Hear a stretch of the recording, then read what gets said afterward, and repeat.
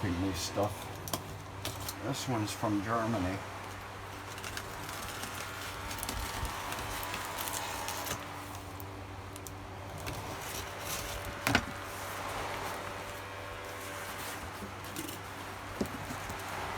This is exciting, isn't it? Unboxing, it's got to be the most thrilling thing in the world. You'd think so on YouTube, huh? Well, I'm part of it. I admit it. People like it. Well, looky here. What do we have? Bunch of paper. There's something else in here.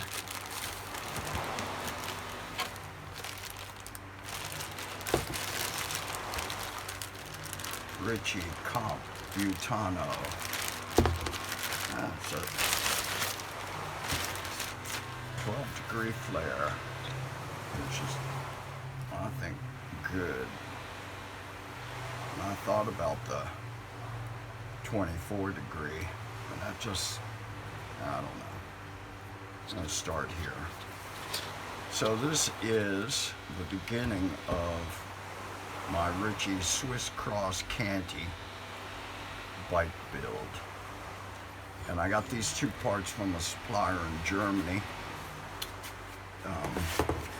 This is a carbon bar. It's for gravel bike.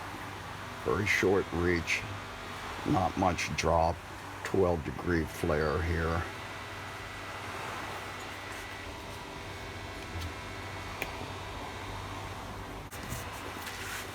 Deal here.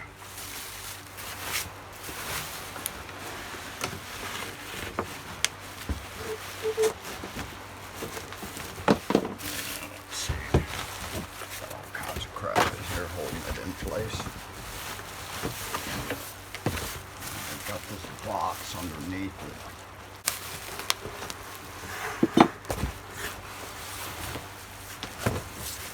Okay, that's all it is.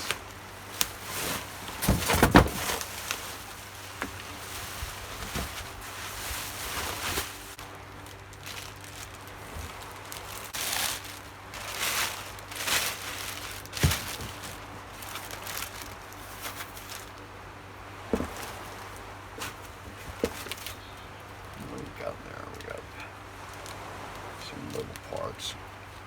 I'm not sure what that is yet. Some kind of a cable guide, maybe.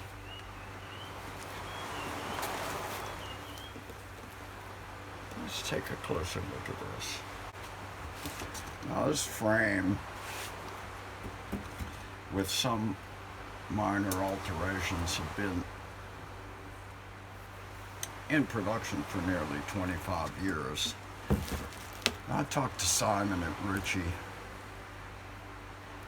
and he told me the only way I'm going to find this frame, because they stopped making anything but medium and large frames a couple of years ago, and they're going to stop making this frame.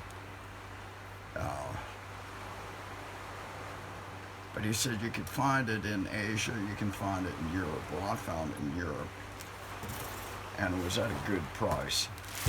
However, of course, you're importing it to Thailand, and Thailand has some really preposterous, they won't say that, they'll say justifiable duty fees. And it wasn't too bad, actually. It was 18% Thai customs tacked onto this one. But I ordered a pair of mountain bike shoes and gravel shoes from a different supplier in Germany, and they came first. And Thai customs put a 40% fee on top of that. That's unreal. Now I know there must be some chart that indexes different types of stuff that comes in, and they have different rates for different things, but I suppose clothing must rank as one of those things that get really upcharged. So I was kind of happy and surprised it was only 18%, but it's still 18%. Put it all together, this frame cost about, I don't know, 11 or 1200 bucks. And the bars are actually a good buy. I think, I'm not sure what these sell for, if you got it from Amazon or from a Ritchey dealer, but this was 21 euros. That's about 25 bucks, isn't it? I think that's a steal. Now, the guys in Germany, when I was talking to them, I asked them, because I know they're phasing out these bikes and people are trying to unload their inventory, that it's not going to be something that has a future. So I asked him, I said, is there any discount you can apply on that? And he right away wrote back, he says, we'll knock 5% off the total price of the bars and frame and not charge you for shipping. Well, the shipping charge itself was about $50, 40 euros. So that was a good deal. Ritchey just does a masterful job of frame making, and this follows kind of the same style as my Ritchey Logic. You've got these little logos. I don't know if you can see it. I should probably have a different look at this. Let me set the camera up.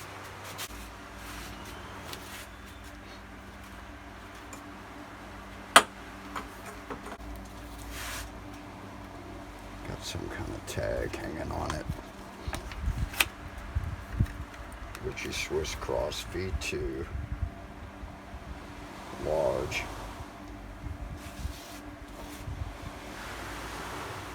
Head tube 150.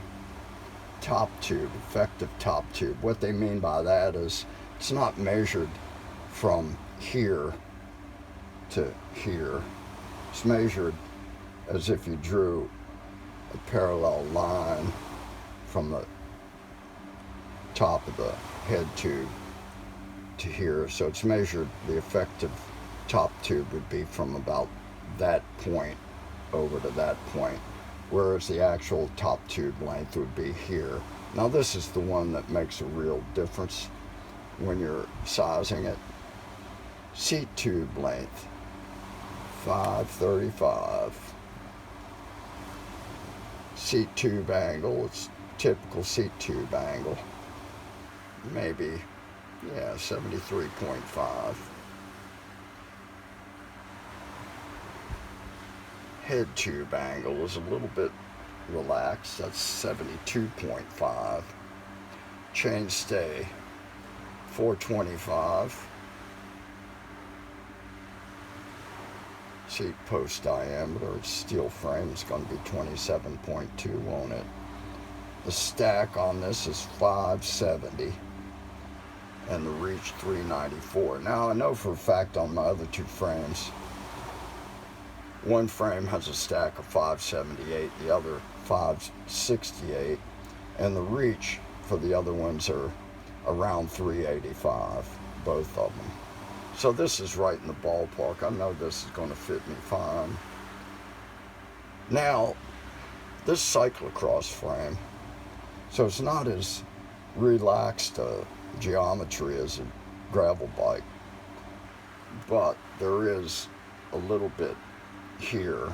Now this doesn't tell me what the fork offset or the trail is. I can look that up. I know I checked it before I bought this. And I think it's more trail than, or more offset than a road bike. Road bike is what, around 45. Anyway, it's a beautiful bike. I've got little raised nipples that these screws go into. It's not flush with the pipe. Braze on here, here, here, here, and here on the drive side seat stay. So obviously that cable's going to run on the exterior of this pipe all the way back. Now what else is interesting? Well, it's cantilever brake frame, so look at this. Here and here. These are bosses, what they call a boss. Okay, this is just a cover. Now the cantilever brakes will fit over that, and then there's a bolt that threads in that bolts them here. And the brakes itself just have a bushing where it slides over here. Now the rear dropouts, again, beautiful design, Tom Ritchey design touch. They've got kind of like a, I don't know what you'd call it, a fender well, it looks like, if you're looking at a Sportster, that kind of shrouds where the quick release will go through. Now this is a standard road bike. It's not a gravel bike dropouts, not a gravel bike wheels. That would be a 142, I think. This is 130. Typical. Fork the same, 100. Dropout. British thread, bottom bracket.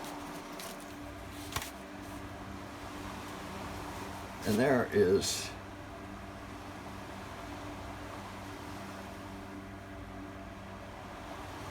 maybe a minor amount of paint on that face, so I'm going to have to bring that off, but there's not a drop inside.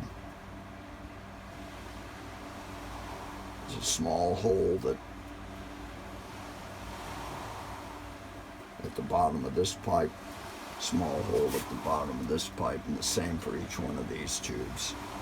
I'm saying pipe, but it's all the same. Well, it's a steel pipe.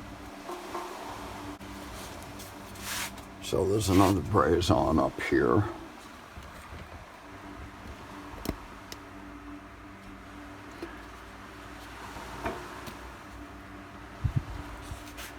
The welds are really, really, really clean. And when painted over, you can barely even notice they're there.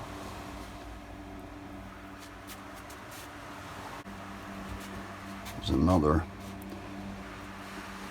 embossed TR logo there. What do we have here? That looks like a serial number.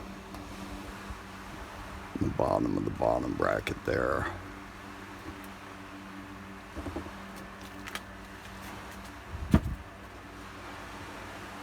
Two water bottle cage mounting points.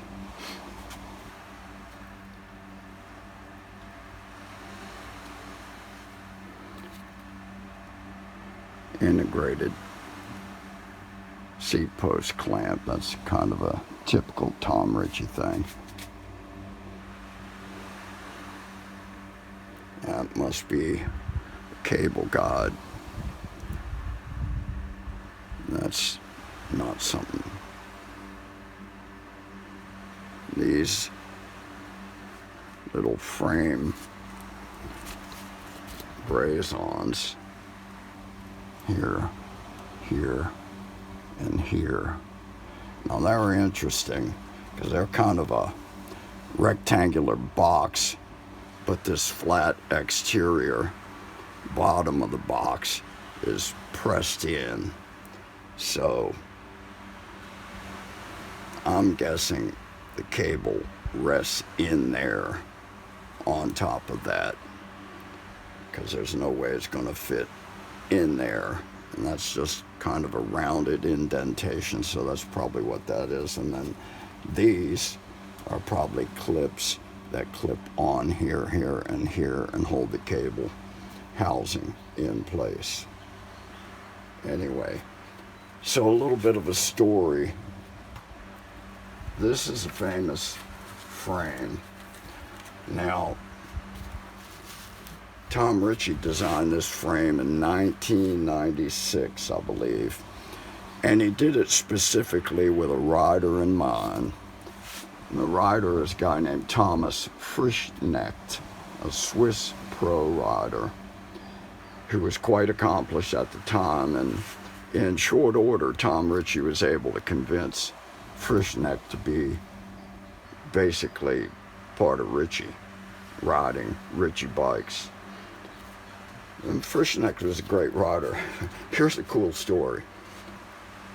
He was in the Olympics, Frischknecht, which Olympics, 80, no, I can't remember which ones. I'll have to look that up. But he was in the Olympics in the cyclocross event. I think he may have finished second or third medal. And his team, one of the riders that was on the road team, got ill, couldn't ride. So Frischknecht, he switched over, and the very next day he rode in the road race, in the Olympic road race. Now, he didn't medal, but imagine that. He didn't have a road bike. He rode this bike. He rode a cyclocross bike, finished in the middle of the pack. That's where he finished. But that's a great story, isn't it? Anyway, Thomas Frischknecht, famous rider. So that's the frame. Let's see what else we got in there.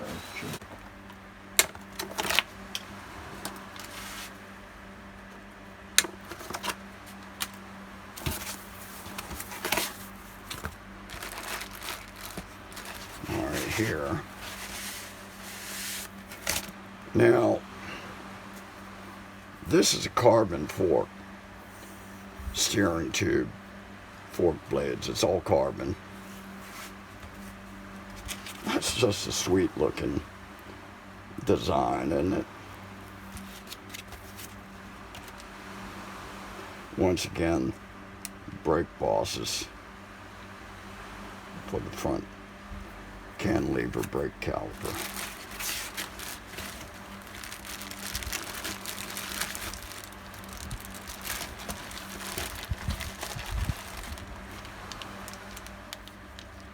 Top cap bolt and plug.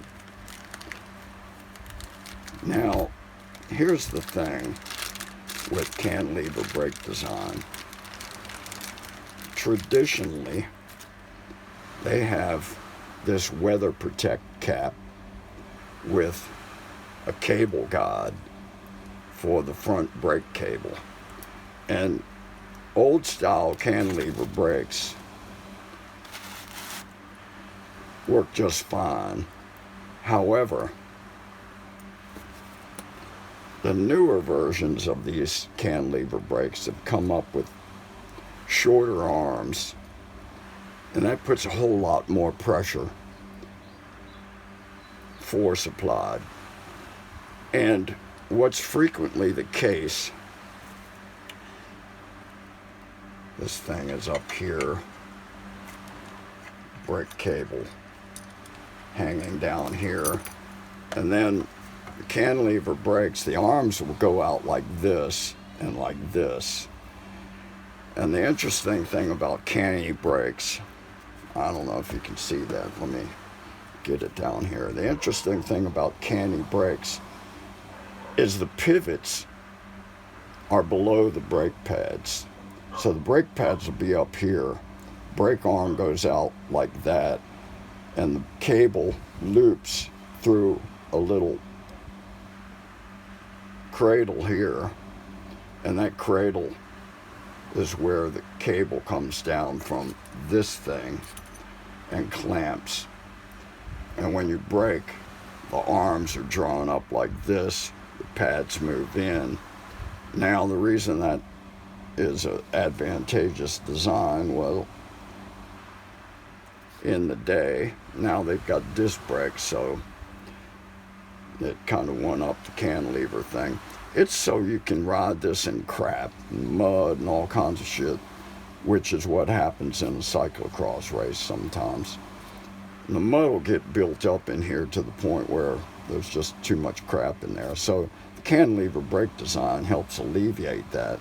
You've got the brake arms out like this, and they just pivot on this bushing, and above the brake arm is where the pads are mounted to the arm, above the bushing.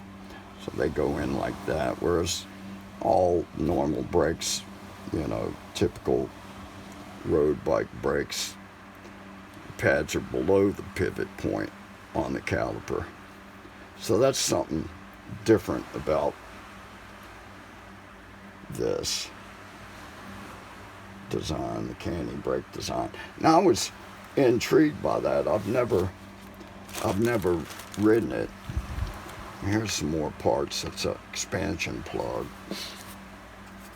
It's upper and lower bearings. That's the upper with the retainer. That's the lower with the retainer. One shim. There's the expansion plug. Now, one thing I've learned about Ritchey Company is when they do an instruction manual, it's detailed and it's informative. It's not just 1, 2, 3, 4, 5. It's a page of information. And you can go on the Ritchey website and look up their instruction manual for their handlebars, stems, posts, everything. And it's good information that you might be able to apply to your own situation. Anyway, that's good looking stuff. I'm happy with it. So what was I talking about? I'm old and I forget stuff. Cantilever brakes. That might have been it, maybe not. Well, I'll talk about that. I bought a set of Paul components. That's the name of the company. They're based in Chico, California. Paul Components is a small company. And if you send a message and inquire about stuff, you're likely to get a response from Paul. Anyway, he's famous. Well, I know what I was gabbing about was what happens with cantilever brakes. So let's address that first, and then we'll get into Paul. Depending on the design of those cantilever arms, when you hit the brakes on a cantilever brake, it might cause this sort of action. Fork judder. Judder, J-U-D-D-E-R, fork judder. And that can be mild or it can be quite exaggerated. And I was talking to Simon at Ritchey, and I was talking to Paul as well, asking him about that. And Paul says, look, if you buy my mini moto design, that's a particular model. He makes about 8 different designs, including an old style retro with the long arms that stick out. If you put that mini moto on here, you're not going to have that, because it's a whole different way of feeding the cable and the activation of the brake. Actually, it's called a linear pull, where they have an L shape, what they call a noodle. It's hollow. And his is lined with nylon, and it's well designed. An L-shaped noodle, and the cable, instead of coming straight down here from the stem, it goes over to this noodle, all right? And then the cable goes here, and the design of the cantilever brake, the Mini Moto, is such that when you hit the brakes, the pull is from this direction, so it's what they call linear pull. It pulls these two arms together, so they don't stick out as much, and that's a selling point in of itself. A lot of people, when they have these canty brakes, the old style, they do stick out, and particularly on the back, you can sometimes knock your leg into it or get something caught on it when you're getting on or off the bike. So now they have what they call these mini V brakes, okay, and that's what the Mini Moto is. And that's supposed to, it's designed specifically with this linear pull rather than this pull here, so you don't get that fork judder.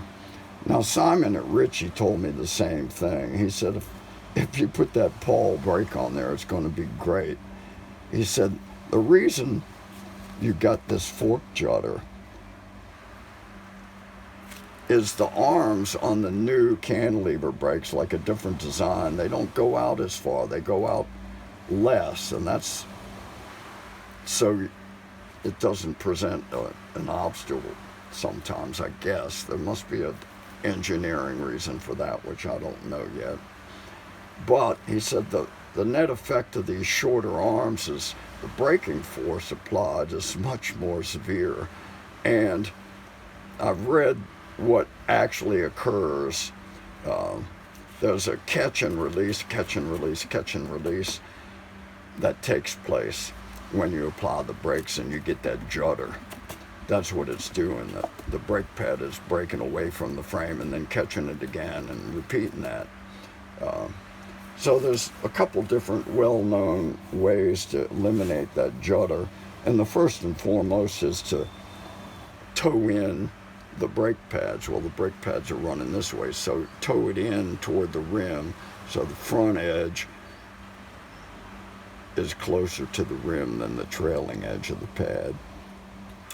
Number one. The other thing is how you adjust this center line cable to this cradle and how high above the cantilever brake arms that cradle is, so you can adjust that more or less, and that can help fine-tune so you eliminate judder. But anyway, that's a common problem that I don't think I'm going to experience.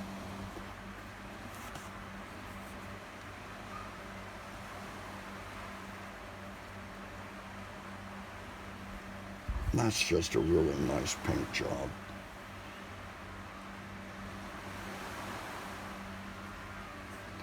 Alright, so Swiss Cross, famous frame, famous designer.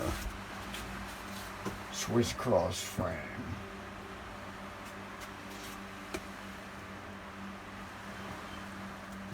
Man, I'll tell you what these companies are coming up with is artwork. Now this classic style, the new stuff with the carbon frames, the molding and all of that, there's some really cool stuff. So you have to appreciate it as artwork and not get so caught up in, well, is it really that aero, or how much aero, is it? Can you measure it? It's like, you get on the fucking thing and ride and have a good time. That's 95% of people that own a bike in the world. Get on a bike and ride it and have a good time. Or not, depending on how well they maintain the bike. There's a very small section of the cycling world that this stuff really matters to. And it doesn't matter. I mean, it's a matter of interest for people like myself. But it doesn't matter in terms of practical value for a rider like me. I'm 70. I don't have the power I had. I'm not competing. Most people are not competitive cyclists. They need a bike that's going to get them where they want to go and be enjoyable to ride. And I'll tell you what, these steel frames, it's really hard to beat in that regard. Maybe titanium, I don't know, but certainly not carbon. There's almost no reason to buy a carbon frame. I keep harping on this here and there and things I talk about on this channel, but there's almost no reason to buy a carbon frame other than it looks cool and it's new stuff and it's lightweight. Now the difference in weight between this frame, my Ritchey Road Logic steel frame, and my Yoleo carbon super light is all of about, I don't know, 1 kilo, 1.2 kilo.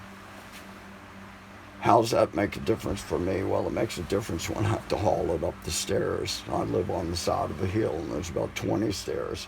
That's where it makes the most difference for me. Once I get on it and I'm riding it, I can make that steel Road Logic go faster than I can on that Yoleo. And I think that's a function of the difference in the gearing setups that I specified and built those bikes with.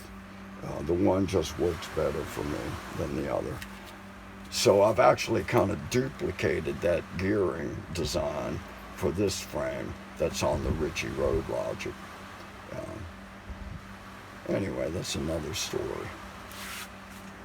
This is an upcoming bike build. I've got to build a carbon frame gravel bike first for my friend who's coming down here. But I just wanted to get that out of the box and take a look at it. I hope you enjoyed that.